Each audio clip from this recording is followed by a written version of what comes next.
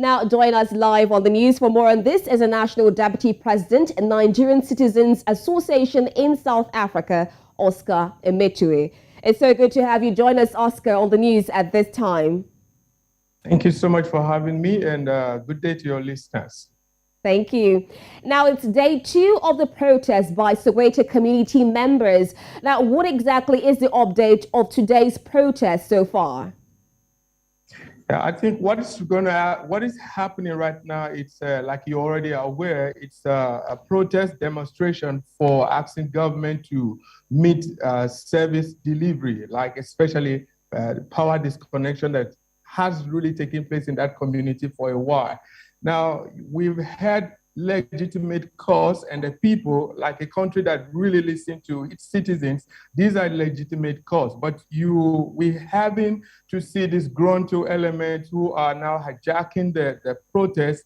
And now we're beginning to see things like hearing foreigners getting involved in all of this, whereas the actual cause and the reason for this protest is to ask for service delivery, holding the mayor and the leadership accountable. That's what it's all about. But we're beginning to hear from our feeders on ground that they're beginning to look at foreign nationals that are standing illegal, people operating in their local communities. All of these are beginning to come into the conversation, but the real thing is about poor service delivery. Light has been disconnected in that community for a long while. Power is out, no water, and I think these are legitimate cause for concerns.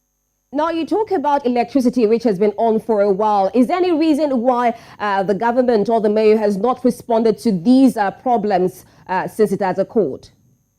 What happened is a few weeks ago, there was a meeting with the same community of Soweto with the ESCOM that's actually responsible for these main issues. But apparently what we find out is they were not able to reach a compromise or an agreement.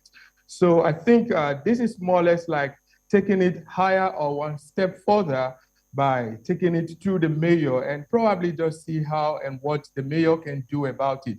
But the meeting actually did take place a few weeks ago with the power authority, that's ESCOM, and to a greater extent, we have issues around not being able to pay for electricity, and I think those are some of the reasons that led to the disconnection. And we also acknowledge that our stolen transformers and all of those cables, we know all of this. But the key thing from the ESCOM perspective is the poor paying for services that is being rendered. I think these are the main issues on ground from the ESCOM side. Okay, from also reports we're looking at, you talked about ESCOM side, talking about cable theft and of course using of illegal wires. Now there's also questions about the reconnection fee. Can you talk more about this? Because according to some reports, about 6,500 rands, which the residents are also complaining about the higher rate of the reconnection fee. I think that's really a cause for concern, because if you actually get to know about the community, the Soweto area, this is not really like where you have the affordable. These are where you have the average and poor Black people staying there. So that amount can actually be a concern. But we also know from the ESCOM side, not because I'm holding brief for them, usually when light power get disconnected, there's always a reconnection fee that comes with that. And ESCOM itself is struggling. I'm sure you've been following all the happenings in the country where we have blackouts and load sheddings and all of this. This is running for about 4 years going. So ESCOM does have its own problem that they also need help.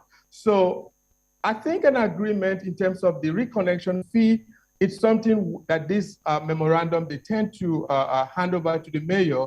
I think these are some of the issues they are asking for. If there could be a waiver, some kind of agreement either to waive or let go, and then let power be restored. But we can see what happens as the day goes on, because as it is right now, ESCOM is not willing to just go and reconnect the lights. I think maybe government might be able to interfere here and help the community. Now, a memorandum is supposed to be presented during the course of the protest. Now, how do you see this playing out with the situations of service delivery allegations that have been placed on the mayor and, of course, ESCOM? Yeah, you would follow, remember, when they had the local government election sometimes last year, and service delivery was one of the promises by all of those politicians who campaigned the parties looking for votes. But unfortunately, just like in one of our interviews, we did pointed out, some of the things that these people were promising, these parties were, in my opinion, were just beyond them. Now, you cannot promise what you cannot deliver. And that is why we hear, and that is the reason for some of these problems. You hear parties promising we will restore light, we will do this, not also taking into cognizance what are the concerns from the ESCOM part of it. You don't just expect to have light consume electricity without paying. All of this we know requires money. So, but I believe with the memorandum that they intend to submit and also meeting with the mayor, I believe as a listening leader, they might to some extent find a way around this and how they can actually put an end to this protest before it escalates. Because usually when it goes beyond first, second, third day, you have disgruntled elements, you have people hijack the cause for the protest for something else that you cannot be able to control. All right. Thank you so much, Oscar, for the update. Thank you. Thank you so much for having me.